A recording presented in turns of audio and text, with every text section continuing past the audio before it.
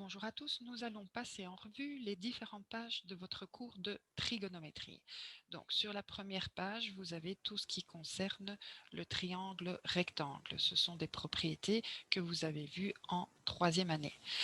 Donc un triangle rectangle est un triangle évidemment où un des angles est l'angle droit.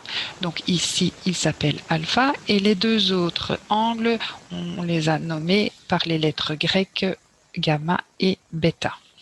L'hypoténuse dans ce triangle rectangle est appelé le côté petit a, donc c'est le côté opposé à l'angle droit, et les deux autres côtés sont nommés B et C. Donc, la première grande propriété concerne l'hypoténuse, la règle de Pythagore qui dit que l'hypoténuse au carré est égale à la somme des deux autres côtés au carré. Donc, cette propriété, par rapport à notre triangle rectangle ci-dessous, donne A carré est égal à B carré plus C carré. Maintenant, vous avez également vu une relation concernant le sinus des angles autre que l'angle droit, cosinus de l'angle et tangente de l'angle. Pour se souvenir de ces différentes propriétés, nous pouvons utiliser le petit moyen mémotechnique SOHCAHTOA. SOHCAHTOA, donc ça veut dire quoi? Que le sinus d'un angle est égal au côté opposé à cet angle sur l'hypoténuse. Donc on peut par exemple appliquer cette propriété pour l'angle gamma. Donc le sinus de gamma sera égal au côté opposé à gamma, c'est-à-dire le côté petit c, sur l'hypoténuse, c'est-à-dire le côté petit a. La propriété suivante concerne le cosinus des angles du triangle rectangle, qui dit quoi? Que le cosinus d'un angle est égal au côté adjacent à cet angle sur l'hypoténuse. Donc, prenons l'exemple avec l'angle gamma. Donc, le cosinus de gamma, c'est égal au côté adjacent, c'est-à-dire le côté qui touche l'angle gamma. Donc, côté petit b sur l'hypoténuse, donc petit a. Et la dernière propriété concerne les tangentes de ces angles. Alors, la tangente d'un angle, c'est quoi? C'est le côté opposé sur le côté adjacent de cet angle.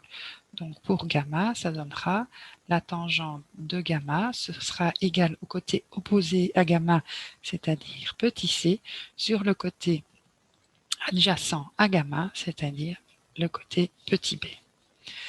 Alors, ci-dessous, ce sont des propriétés également, mais cette année-ci, vu qu'on n'a pas trop le temps, nous n'allons pas travailler avec. Donc, vous pouvez maintenant prendre la page suivante, la page 2. Alors, sur la page 2, vous avez un rappel de toutes les relations concernant le triangle quelconque. La première grande propriété qui est également valable pour le triangle rectangle, c'est que la somme des amplitudes des angles du triangle doit donner 180 degrés. Alors voici un triangle quelconque qui est représenté ici. Donc les sommets, nous allons toujours les nommer par des lettres en majuscules. Le côté opposé au sommet A, ce sera la lettre minuscule petit a. Le côté opposé au sommet B, la lettre minuscule petit c. Et le côté opposé au sommet C, c'est la lettre en minuscule petit c. Puis on travaillera avec les lettres grecques alpha, bêta et gamma pour représenter l'amplitude des trois angles. Donc, première propriété qui est celle-ci, c'est ce qui concerne, c'est ce qu'on appelle le théorème des sinus. Qu'est-ce qu'il dit? Comment faut-il la retenir? Il faut retenir qu'un côté, vous choisissez un côté au hasard, par exemple petit a, sur le sinus de l'angle opposé à petit a, sur le sinus de l'angle opposé, je répète, est égal à un autre côté sur le sinus de l'angle opposé, est égal au dernier côté sur le sinus de l'angle opposé.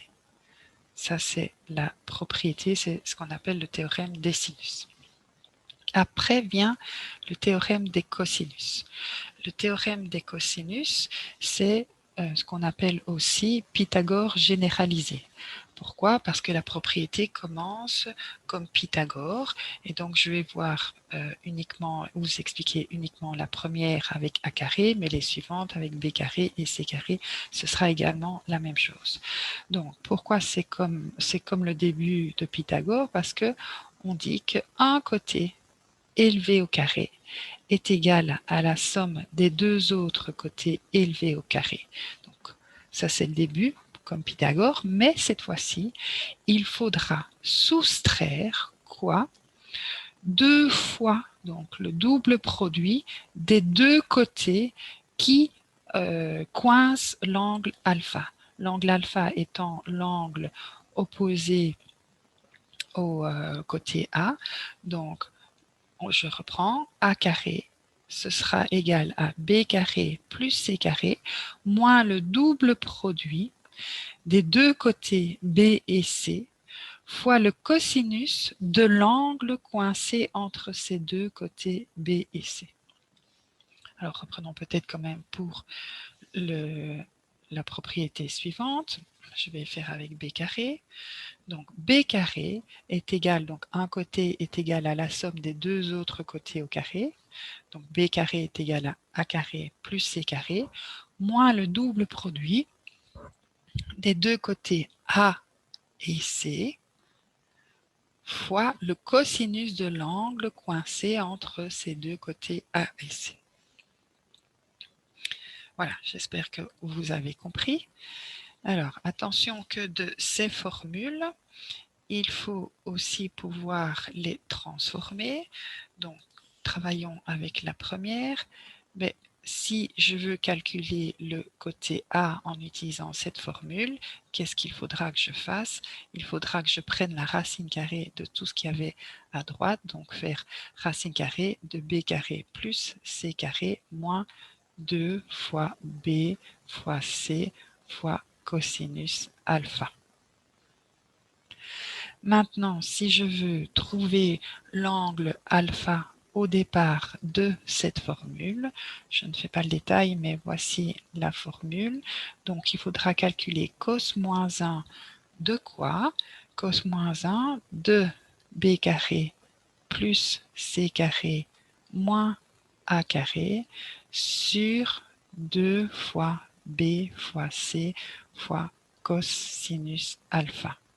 Donc, le développement a été fait en classe, mais je rappelle que du théorème des cosinus, il y a d'autres formules qui peuvent être déduites rien que par une manipulation de ces formules. Mais ce sont deux développements qui sont très importants puisqu'on va les utiliser dans les exercices. La propriété suivante, c'est la propriété pour calculer l'aire d'un triangle quelconque. Alors, l'aire d'un triangle quelconque peut se calculer de trois façons différentes. Soit on fera une demi-fois le produit de deux côtés, donc une demi-fois le produit de deux côtés, fois le sinus de l'angle coincé entre ces deux côtés. Mais on peut travailler avec deux autres côtés. On peut faire une demi-fois le produit de deux côtés A et C, fois le sinus de l'angle coincé entre ces deux côtés. Et la dernière façon, c'est une demi-fois deux côtés B et C, fois le sinus de l'angle coincé entre ces deux côtés, donc sinus alpha. Voilà pour les relations dans le triangle quelconque. Maintenant, nous allons travailler avec le cercle trigonométrique. Alors, un cercle trigonométrique, c'est un cercle qui est centré à l'origine d'un repère. Donc, il est placé au centre d'un repère. Donc, il y a deux axes X et Y. Alors, d'un repère donc, qui est orthonormé, c'est-à-dire que les deux axes sont perpendiculaires et que la graduation qu'on va choisir sur l'axe X est la même sur l'axe Y. Et cette graduation, ici, on va prendre un rayon qui vaut 1. Donc, on a notre 0, et puis à l'origine du repère, et puis le 1 sur chacun des axes Alors, dernière chose importante à savoir dans le cercle trigonométrique, c'est que on tourne positivement dans le sens anti-horloger. Voilà. Donc, bien connaître toutes ces caractéristiques du cercle trigonométrique. Après, dans ce cercle trigonométrique, nous allons faire apparaître les nombres trigonométriques. Donc pour ça, on prend par exemple le point de départ, c'est toujours le demi-axe ici, le demi-axe OX.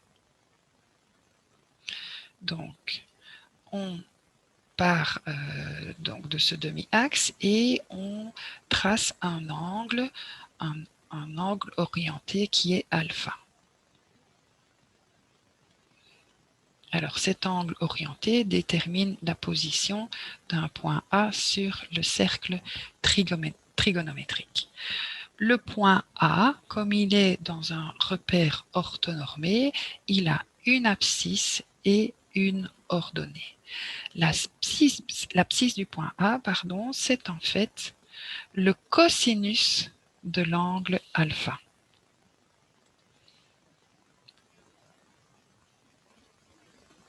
Et l'ordonnée du point A, c'est le sinus de l'angle alpha. Donc bien retenir, donc lorsque vous parcourez le cercle trigonométrique, si vous vous arrêtez à un certain endroit, vous déterminez un angle orienté d'amplitude alpha. Là où vous êtes arrêté sur le cercle trigonométrique, on nommera le point A. Ce point A faisant partie d'un repère orthonormé, il a une abscisse et une ordonnée. Et l'abscisse du point A, c'est le cosinus de l'angle alpha. L'ordonnée du point A, c'est le sinus de l'angle alpha. Pour la tangente, donc c'est un petit peu plus compliqué, il faut tracer ce qu'on appelle l'axe des tangentes. Donc c'est un axe qui est ici parallèle, donc l'axe des tangentes.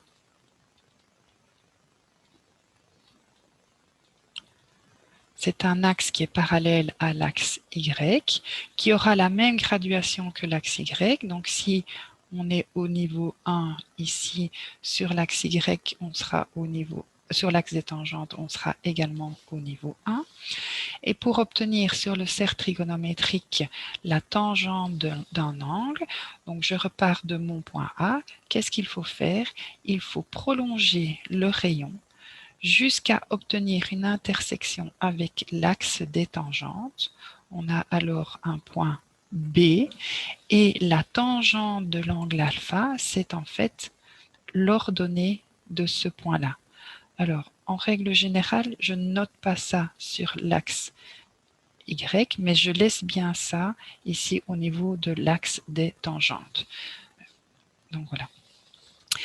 Voici donc un premier rappel sur les 2 premières pages du chapitre de trigonométrie.